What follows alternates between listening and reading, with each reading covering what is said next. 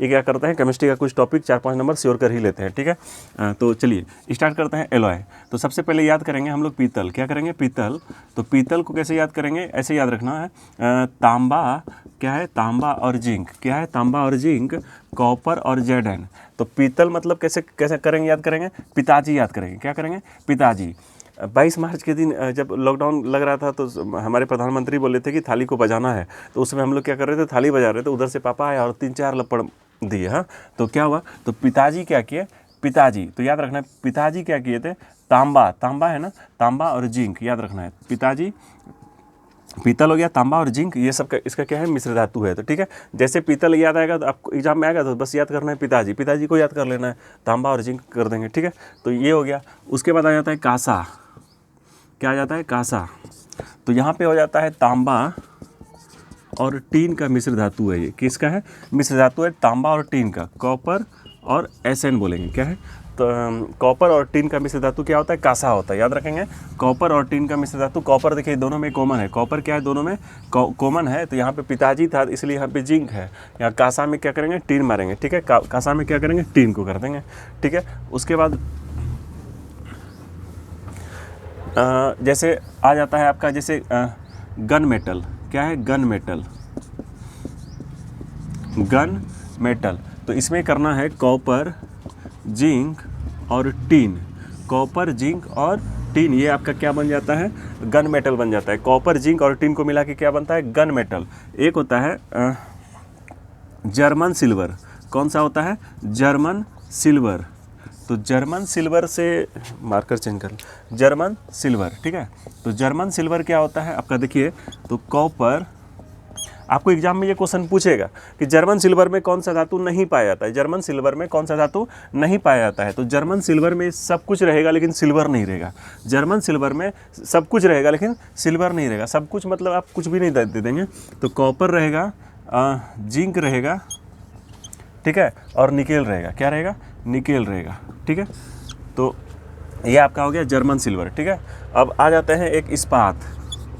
इस्पात मतलब होता है स्टील, स्टील, ठीक है, स्टील, सॉरी, स्टील। तो स्टील जो होता है इसमें क्या करते हैं हम, लोहा में जब कार्बन को मिला देते हैं, लोहा में जब कार्बन को मिला देते हैं तो वो क्या बन जाता है, स्टील बन जाता है। क्या बन जाता है, स्टील बन जाता है। ये लेकिन ये स्टील की तो क्या होता है, ज़्यादा मजबूत नहीं होता है, इसमें जंग लग जाता है। तो जंग नहीं लगे इसके लिए क्या करते हैं हम लोग, एक स्टेनलेस स्टील बनाते हैं। क्या बनाते हैं, स्टेनलेस स्टील बनाते हैं। और उस स्टेनलेस स्टील में जब ये इस स्टील बन जाता है, मतलब लोहा, क्या करेंगे, लोहा और कार्बन तो रहता ही है, उसके बाद हम क्या करते हैं उसमें निकेल और क्रोमियम मिला देते हैं। क्या मिला देते हैं, निकेल और क्रोमियम मिला देते हैं। तो वो मजबूत भी हो जाता है और क्या होता है उसमें जंग भी नहीं लगता है, ठीक है। तो स्टेनलेस स्टील में क्या हो गया, लोहा, कार्बन, निकेल और क्रोमियम। तो निकेल और क्रोमियम का अगर परसेंटेज पूछेगा, ऐसे हालांकि पूछता नहीं है लेकिन अगर पूछ दिया तो 18% होता है, 18% क्या होता है, निकेल और क्रोमियम का परसेंटेज होता है, ठीक है। तो ये आपका हो गया, मतलब ये एग्जाम की दृष्टि से क्या होता है, ये आपका मतलब इंपॉर्टेंट सब ये था आपका मिश्र धातु था। उसमें एक मिश्र धातु में आ जाता है अमलगम। क्या आ जाता है, अमलगम। जैसे अमलगम, क्या है, अमलगम, ठीक है, अमलगम। ये क्वेश्चन मतलब 125 करोड़ बार पूछ चुका है एग्जाम में। अमलगम क्या होता है, देखिए, तो कोई भी चीज़ रहेगा अगर उस वो Hg मतलब पारा के साथ, जिसका कि एटॉमिक नंबर की क्या होता है 80 होता है, अगर पारा के साथ कोई भी क्या करेगा, कोई भी धातु मिल के मिश्र धातु बनाएगा तो वो क्या बन जाएगा, अमलगम हो जाएगा। क्या हो जाएगा, अमलगम हो जाएगा, ठीक है। जैसे पारा के साथ कुछ भी मिलेगा, मतलब आपका सल्फर मिल गया तो ये क्या बनेगा, अमलगम होगा। क्या होगा, अमलगम होगा। लेकिन कभी कभी पूछता है क्वेश्चन कि कौन सा धातु उसमें अमलगम नहीं बनाता है, मतलब पारा के साथ मिलता नहीं है, तो आप याद रखेंगे लोहा नहीं मिलता है, ठीक है। लोहा Fe जो होता है वो क्या होता है, अमलगम नहीं बनाता है। लोहा क्या होता है, अमलगम नहीं बनाता है, ठीक है। अब देखिए ये हो गया मिश्र धातु। ये क्या हो गया, मिश्र धातु। अभी आ जाते हैं, जैसे मान लेते हैं अगर केमिस्ट्री की बात की जाए तो केमिस्ट्री का जो सबसे स्टार्टिंग जो होता है कहाँ से होता है, हाइड्रोजन से होता है। कहाँ से होता है, हाइड्रोजन से होता है। कहाँ से होता है, हाइड्रोजन से, ठीक है, हाइड्रोजन। ये हाइड्रोजन जो है एटॉमिक नंबर में पहला आपका एलिमेंट है, पहला तत्व है। ये क्या है? पहला तत्व है जिसका कि एटॉमिक नंबर क्या होता है? 1 होता है। क्या होता है? एटॉमिक नंबर 1 होता है, परमाणु संख्या। इससे पहले परमाणु संख्या 1 होता है। तो हाइड्रोजन के पास कितना होता है? 3 समस्थानिक होता है। आप बोलेंगे कि समस्थानिक तो पहले बता दीजिए, ये कौन सा बीमारी का नाम है? तो हाइड्रोजन जो होता है इसका 3 समस्थानिक होता है। समस्थानिक उसको कहते हैं जिसका कि यहाँ से नाम से ही पता कर लेते हैं, समस्थानिक, ठीक है, जिसका कि स्थान सेम हो, जिसका कि स्थान सेम हो उसको क्या बोलेंगे? समस्थानिक बोलेंगे, ठीक है। जैसे एक ही कुर्सी पे 3-4 आदमी बैठा है तो समझेंगे वो समस्थानिक है। क्या है? सेम समस्थानिक है, ठीक है। तो उसको जैसे हाइड्रोजन जो होता है, हाइड्रोजन का 3 समस्थानिक है, हाइड्रोजन हाइड्रोजन हाइड्रोजन, ठीक है। यहाँ पे देखिए एटॉमिक नंबर 1 1 1, लेकिन इसका जो वो है क्या बोलते हैं, इसका मतलब परमाणु द्रव्यमान जो होता है इसका 1 होता है, 2 होता है, 3 होता है, ठीक है। तो इसको बोलते हैं प्रोटियम। इसको क्या बोलते हैं? प्रोटियम। इसको प्रोटियम बोलते हैं, इसको ड्यूट्रियम बोलते हैं, ड्यूट्रियम बोलते हैं, ठीक है। हाँ, इसको बोलते हैं ट्राइटियम। इसको क्या बोलते हैं? ट्राइटियम, ठीक है। ये क्या हो गया आपका? हाइड्रोजन का 3 समस्थानिक हो गया। हाइड्रोजन का कितना समस्थानिक? 3 समस्थानिक। ये होता है इस, यही एक ऐसा तत्व है जिसमें कि न्यूट्रॉन नहीं पाया जाता। इसमें ऐसा तत्व है जो कि ये न्यूट्रॉन नहीं पाया जाता, इसमें न्यूट्रॉन नहीं पाया जाता है। न्यूट्रॉन निकालेंगे कैसे? ऊपर में से नीचे घटा देंगे तो क्या निकलता है? न्यूट्रॉन निकलता है। मतलब परमाणु द्रव्यमान में, मतलब द्रव्यमान संख्या में जब परमाणु संख्या को घटाते हैं तो क्या निकल जाता है? न्यूट्रॉन। तो 1 में 1 गया 0, यहाँ पर न्यूट्रॉन नहीं है। अगर आपको पूछेगा क्वेश्चन कि कौन सा तत्व में क्या नहीं पाया जाता है? न्यूट्रॉन नहीं पाया जाता है, तो वह हाइड्रोजन भी बोलेंगे, ठीक है। और ये ट्राइटियम क्या है? सबसे छोटा रेडियो सक्रिय तत्व है। ये क्या है? सबसे छोटा रेडियो सक्रिय तत्व है। सबसे छोटा रेडियो सक्रिय तत्व में अगर बात किया जाए रेडियो एक्टिव एलिमेंट में तो ये ट्राइटियम है। इसको भी दिमाग में रखेंगे। इसको आवारा तत्व भी कहते हैं। इसको क्या कहते हैं? आवारा तत्व कहते हैं। क्यों? क्योंकि ये इसका नेचर क्या होता है? क्षारीय होता है। क्या होता है? क्षारीय होता है।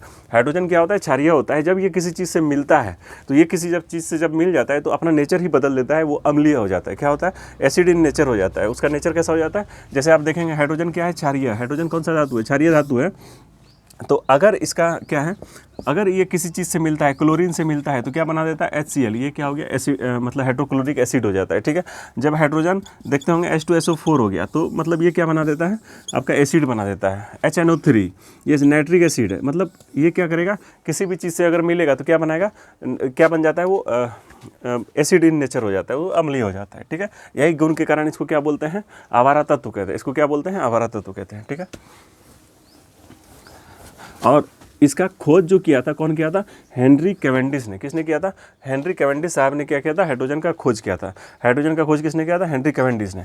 अब देखिए एक आता है भारी जल, एक क्या आता है? भारी जल। भारी जल, भारी जल का सूत्र क्या होता है? D2O। भारी जल का सूत्र क्या होता है? D2O। ये मतलब हाइड्रोजन का दूसरा समस्थानिक से ये जल बनता है, भारी जल, ठीक है। अगर पूछेगा ठोस कार्बन डाइऑक्साइड, ठोस मतलब शुष्क बर्फ, क्या पूछेगा? शुष्क बर्फ। शुष्क बर्फ, इसको बोलते हैं ड्राई आइस। क्या बोलते हैं? Dry ice. इसका जो फार्मूला होता है क्या होता है? शुष्क बर्फ का ठोस मतलब सॉलिड, सॉलिड कार्बन डाइऑक्साइड को ही क्या बोलते हैं? ठोस कार्बन डाइऑक्साइड को क्या बोलते हैं? शुष्क बर्फ बोलते हैं। क्या बोलते हैं? शुष्क बर्फ कहते हैं, ठीक है। क्वेश्चन पूछेगा तो इस दोनों में कंफ्यूज होता है कि भारी जल क्या होगा, तो बहुत आदमी इधर इधर चला जाता है, ठीक है, कंफ्यूजन क्रिएट करता है। तो भारी जल क्या हो गया? Deuterium oxide. और शुष्क बर्फ हो गया आपका सॉलिड CO2। क्या हो गया? सॉलिड CO2, ठीक है। अब आ जाते हैं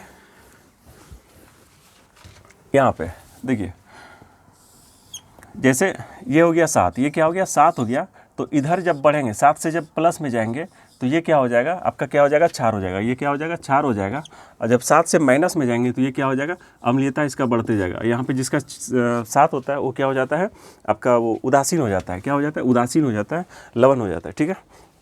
तो देखिए 7 इधर हो गया। तो सबसे पहले इसको बोलते हैं, इसको जो अगर देखते हैं पहले देख लेते हैं, जैसे कैसे पता चलेगा कि कोई भी चीज़ अम्ल है कि क्षार है? कोई भी चीज़ कैसे पता चलेगा कि अम्ल है कि क्षार है, ठीक है।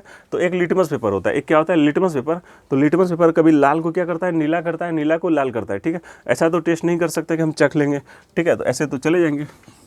तो देखिए कैसे याद करेंगे? अम्ल जो होता है कैसे याद करेंगे? तो अनिल याद रखेंगे। क्या याद करेंगे? अनिल याद रखेंगे। देखिए तो अम्ल जो होता है क्या करता है? नीला लिटमस को लाल कर देता है। अम्ल जो है नीला लिटमस को क्या करता है, लाल कर देता है, लाल कर देता है, ठीक है। तो वो क्या हो गया, लाल हो गया, ठीक है। ऐसे भी याद कीजिएगा, अम्ल, अम्ल क्या होता है, एक तेजाब टाइप का होता है। जब आप किसी को तेजाब देंगे, ठीक है, मतलब तो क्या होगा, गुस्से से लाल हो जाएगा, क्या होगा, गुस्से से लाल हो जाएगा। तो याद करने का ये सब अपना अपना एक तरीका होता है। तो अम्ल क्या होता है, नीला लिटमस को लाल कर देता है, उसको अम्ल कहेंगे। और क्षार का प्रॉपर्टी क्या होता है, ये उल्टा करेगा ना, कि लाल को क्या करेगा, फिर नीला कर देगा, उसको क्या कहेंगे, क्षार कहेंगे, ठीक है। तो ये एक स्केल होता है, ये क्या होता है, स्केल होता है, इसको बोलते हैं पीएच स्केल। इसको क्या बोलते हैं, पीएच स्केल। इसका जो खोज किया था सोरेनसन ने किया था। किसने किया था, सोरेनसन ने किया था। ये एकदम ऐसा क्वेश्चन, मतलब ये पूछ दिया था एग्जाम में कि पीएच स्केल का खोज किसने किया था, तो सोरेनसन ने किया था। किसने किया था, सोरेनसन ने किया था, ठीक है।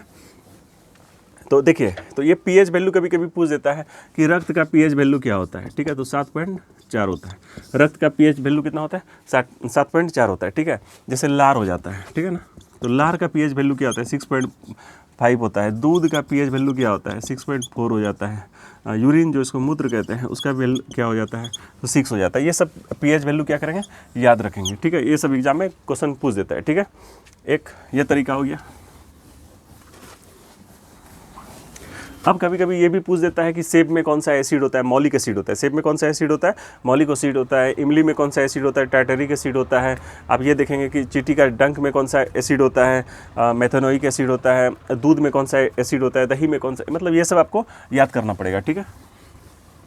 उसके बाद आ जाते हैं कुछ फार्मूला सब पे आ जाते हैं। जैसे एक होता है खाने वाला सोडा, ठीक है, खाने वाला सोडा, ठीक है। तो इसको बोलते हैं NaHCO3। ये खाने वाला सोडा है। इसको बोलते हैं सोडियम बाइकार्बोनेट। इसको क्या बोलते हैं, सोडियम बाइकार्बोनेट। क्या बोलते हैं, सोडियम बाइकार्बोनेट, ठीक है। इसको बोलते हैं सोडियम बाइकार्बोनेट, NaSCO3। देखिए, बाय से याद रखिएगा कि बाय जो है ना, बाई आती है, तो बाई क्या करती है, खाने वाला सामान लाती है। तो सोडियम बाइकार्बोनेट ये खाने वाला सोडा होता है, ठीक है। एक होता है धोने वाला सोडा। एक क्या होता है, धोवन सोडा, ठीक है। इसको बोलते हैं सोडियम कार्बोनेट। इसको क्या बोलते हैं, सोडियम कार्बोनेट, ठीक है। तो इसका होता है Na2CO3 10H2O। तो आपको पूछ देगा एग्जाम में, ये क्वेश्चन पूछा था कि सोडियम कार्बोनेट में, धोने वाला सोडा में मतलब जो जल का कितना अणु होता है। तो जल ये हो गया, जल का कितना अणु है, 10 अणु है। जल का कितना अणु है, 10 अणु है, ठीक है। ये सब क्वेश्चन को दिमाग में रखेंगे। एक होता है ब्लीचिंग पाउडर, जिसको विरंजक चूर्ण कहते हैं। क्या बोलते हैं, विरंजक चूर्ण। तो विरंजक चूर्ण का होता है CaOCl2, ठीक है। इसको इस तरह भी लिख सकते हैं, CaOCl, ठीक है। सेम है, आपको देख लीजिएगा क्या एग्जाम में पूछा है, ठीक है। विरंजक चूर्ण का सूत्र क्या होता है, CO, डायरेक्ट पूछ देता है एग्जाम में फार्मूला वगैरह। और आ जाते हैं, विरंजक चूर्ण हो गया। अभी देख लेते हैं इसके बाद जैसे मिल्क ऑफ मैग्नीशिया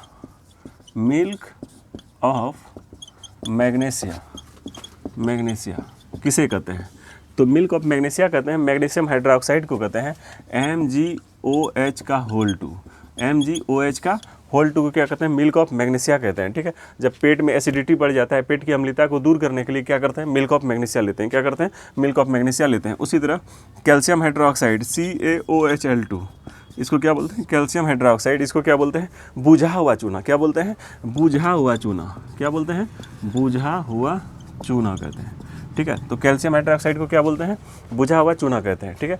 अब आ जाते हैं एक इम्पॉर्टेंट, जिप्सम। क्या आ जाता है, जिप्सम, ठीक है। तो जिप्सम का हो जाता है CaSO4 × 2H2O। क्या हो गया, 2H2O। कैल्शियम सल्फेट में जल का कितना अणु होता है, 2 अणु होता है। तो क्या बन जाएगा, जिप्सम होता है। यही जिप्सम को क्या, देखिए सीमेंट वगैरह सब जो बनता है उसमें जिप्सम का प्रयोग करते हैं। 2 से 5% के बीच में क्या होता है आपका, जिप्सम मिला दिया जाता है। जिप्सम सीमेंट में इसलिए मिलाता है कि जैसे मान लीजिए मसाला वगैरह बनाया, सीमेंट लेके उसको जाना है 10 महल पे जाना है लेके, तो इतना देर में क्या होगा ना, सीमेंट सूख जाएगा। क्या हो जाएगा, सूख जाएगा, कड़ा हो जाएगा, फिर वहाँ पे बनेगा नहीं। तो जिप्सम क्या करता है, उसको स्लो प्रोसेस में डाल देता है। किस में डाल देता है, स्लो प्रोसेस में। जल्दी वो जमता नहीं है, ठीक है। और जितना लेट से जमता है फिर वो क्या होता है, उतना ज़्यादा मजबूत होता है, स्ट्रांग होता है। तो जिप्सम का प्रयोग सीमेंट में भी करते हैं, ठीक है। किस में करते हैं, सीमेंट में करते हैं, तो इसमें 2H2। जब यहाँ पे इसका निर्जलीकरण करेंगे, निर्जलीकरण मतलब क्या, इसमें से जल का कुछ अणु को उड़ा देंगे, क्या करेंगे, कुछ अणु को हटा देंगे, तो क्या बन जाएगा, POP बन जाएगा, प्लास्टर ऑफ पेरिस। क्या बन जाएगा, plaster of Paris, plaster of Paris बन जाएगा। और इसमें देखिए 2 जल है, जल का कितना अणु, 2 है, तो इसमें क्या करेंगे, आधा अणु हटा देंगे, तो बचेगा कितना, 3/2, जिसको बोलते हैं 1/2। ठीक है, तो प्लास्टर ऑफ पेरिस का फार्मूला हो जाएगा CaSO4 × 1/2 H, मतलब इसका मतलब क्या कहते हैं ना, जैसे देखिए 2H2 है ना 2, तो इसमें क्या करेंगे हम, मतलब डेढ़ हटा देंगे, तो बचेगा कितना, आधा बचेगा, तो आधा H2O बचेगा। कितना बचेगा, आधा H2। इसको बोलते हैं प्लास्टर ऑफ पेरिस। क्या बोलते हैं, प्लास्टर ऑफ पेरिस। तो ये आपका रहा फार्मूला, ये क्या रहा, फार्मूला रहा। अभी देख लेते हैं कुछ। अब जैसे एक होता है कोयला, एक होता है कोयला का प्रकार, तो कोयला के प्रकार में ये आपको खाली रिवीजन करा रहा है, ठीक है। एक होता है पीट होता है, फिर हो जाता है आपका बिटुमिन्स, लिग्नाइट, एंथ्रासाइट। क्या होता है, बिटुमिन्स, लिग्नाइट, एंथ्रासाइट। तो पीट जो सबसे घटिया कोयला होता है, कैसा होता है, घटिया कोयला होता है, आप जब जलाएंगे तो पूरा धुआं निकलेगा। एंथ्रासाइट जो होता है, देखिए एंथ्रासाइट, ये कैसा कोयला है, A ग्रेड का कोयला होता है। क्या ऐसा कैसा होता है, A ग्रेड का होता है, क्योंकि A लिखा हुआ है। एंथ्रासाइड ये भारत में पाया ही नहीं जाता है, भारत में उतना बहुत कम मात्रा में पाया जाता है, ठीक है। हम लोग जो करते हैं, प्रयोग करते हैं, क्या करते हैं, बिटुमिन्स। क्या करते हैं, बिटुमिन्स। एक होता है लिग्नाइट। क्या होता है, लिग्नाइट, ठीक है। तो इसको कहते हैं मुलायम कोयला, ठीक है, इसको कहते हैं भूरा कोयला। ये सब याद रखेंगे। इसमें कार्बन का परसेंट जो होता है 50 से 60% होता है, 60% के आसपास में होता है। यहाँ 65 से 70 चला जाता है, ये फिर 85+ चला जाता है। बीच में जो बचता है आपका बिटुमिन्स हो जाता है, ठीक है। इसको तो इतना आप क्या करेंगे, रिविजन करेंगे। बाकी चलिए अगले वीडियो में हम लोग मिलते हैं।